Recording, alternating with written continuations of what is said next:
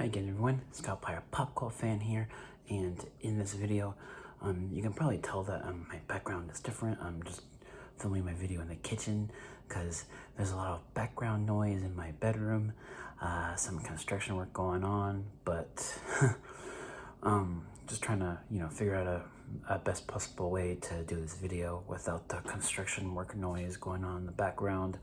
But what I want to do for this video is I want to review another classic horror film that I absolutely love.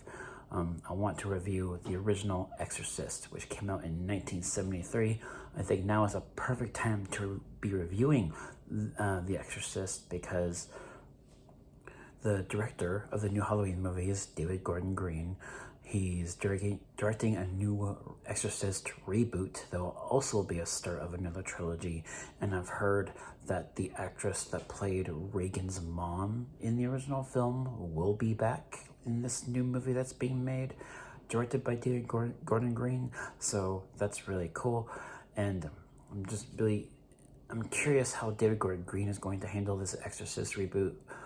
And hopefully they will honor the legacy of this franchise in the original film. The original Exorcist, easily one of the most unsettling, most creepy and supernatural films I've ever seen. I mean, granted, I've seen The Exorcist many times now and it doesn't creep me out as much anymore, but when I first saw it, oh wow, it really creeped me out. Oh, it was very unsettling, in a good way though. It's a very well-made movie for a movie that came out in the 70s, really ahead of its time. The makeup on Regan's face when she was possessed, and the overall look and tone of the film, the atmosphere, and even though, back then, I do think that a lot of the actors were also really good in the roles, especially the actor that they chose to voice Pazuzu when he did possess Regan. I thought he was really good with the voice. And overall, I just really liked that original film and what it set out to do back then.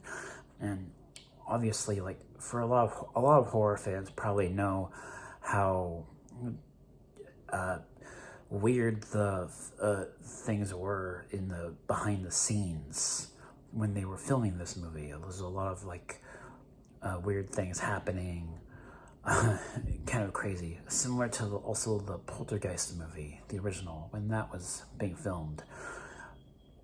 But yes, a very classic film, and you gotta give credit where credit is due in regards to that iconic Exorcist theme, the tubular bells. It's kind of a precursor to the Halloween theme a little bit. I mean, it's a lot more high-pitched. The tubular bells. It's very iconic, and I really liked that they reused that theme again when they did the Exorcist TV show a few years ago. And I liked how the Exorcist TV show kind of continued the story of the original film when it revealed Regan as an adult on the show. I thought that was really cool. And then I've seen the extended cut of the original film, the director's cut. I think the director's cut, it has a few added scenes. There's especially one scene in particular where Regan, being possessed, crawls down a set of stairs, and that's a very creepy scene. And it's just a very unsettling and very creepy film. The atmosphere, really well done. The makeup on Regan when she was possessed, all really good.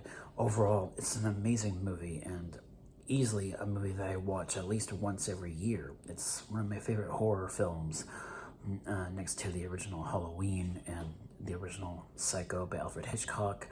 One of my favorite horror films. And it's funny because there's actually a new demonic possession movie coming out later this month, Pray for the Devil. I'm hoping to either see it with my buddy Sean, or maybe with my mom, if I can convince her to see that movie with me, because I think demonic possession movies are very underrated, and we haven't had one in quite a while. And the last one that came out that I remember is The Possession. That came out in like 2012, like 10 years ago, starring Jeffrey Dean Morgan. For those of you that don't know him, I mean, he's well known for his role as Negan on The Walking Dead. And he was also Sam and Dean's dad on Supernatural. So I think that movie that came out 10 years ago, The Possession, I think that's a very underrated demonic possession movie, and there's plenty of other ones. There's so many demonic possession movies, and I'm really excited for this new one coming out this month, Pray for the Devil. So I will definitely do a review for that when I do get a chance to see that in theaters, hopefully. So if I had to give a grade for the original Exorcist, I'd probably give it, well, an A. I really don't have any flaws with it, really. I mean, I guess there might be some acting from some actors that may not, that may not be great, but I really liked what they did with the father in the original film too as well. Like the guy with the black hair, I can't remember his name at the moment, but he was kind of like the lead protagonist of the movie. And then also you had the older father, and then I liked their characters, and the actor that played the older father, I think it was Max von Sydow, was that his name? He was very young back then, and they put a lot of makeup on him to make him look really old, and that was also like really well done. He looked really old, even though the actor himself was actually really young. So that was also very fascinating.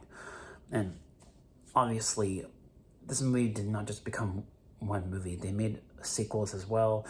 They made Exorcist 2, The Heretic, Exorcist 3, and then 2 prequel films, Exorcist The Beginning, and one other prequel film that was kind of basically the same film as the other prequel. It's a weird series of films. The second film, Exorcist 2, not a good one. Exorcist 3, though, pretty underrated. I like the third film. That one was pretty good. And I'm curious how David Gordon Green will handle this reboot film that's being made. So, yeah, overall, I really, really love the original Exorcist. Definitely one for the history books within the horror genre. One of the best. And I'll definitely do a review for Pray for the Devil when that comes out later this month, hopefully. So that should do it for this video. Thank you guys so much for watching, and I'll catch you all in the next one. Peace.